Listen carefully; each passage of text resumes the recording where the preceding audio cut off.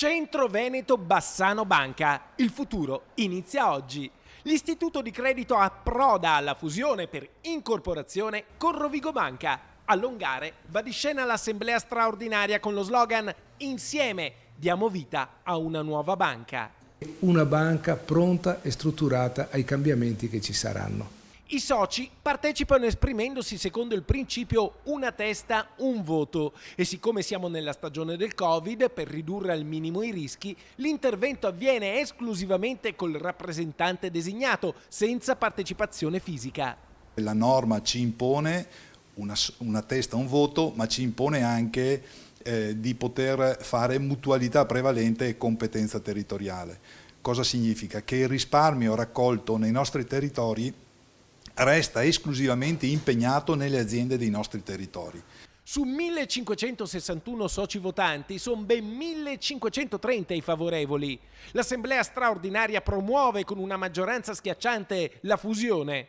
La data è fissata, dal 1 novembre nasce la Banca del Veneto Centrale, seconda in Veneto e quarta in Italia del gruppo Cassa Centrale per dimensioni e volumi.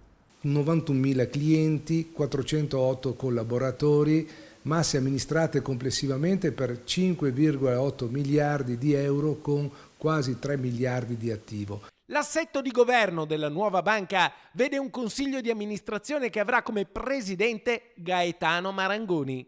La banca avrà la sede la sede legale a Longare, manterrà la sede a Longare e avrà 4 sedi staccate che saranno Bassano del Grappa, Rovigo, Campo San Martino in provincia di Padova e Bergantino in provincia di Rovigo.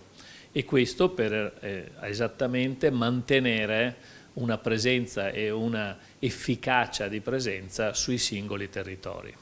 Quella che parte da qui è un'operazione ambiziosa: costruire la banca di riferimento del Veneto centrale così da affrontare le sfide di un mercato sempre più difficile e competitivo con maggiore efficacia, affrontando i rischi con strutture più articolate e solide.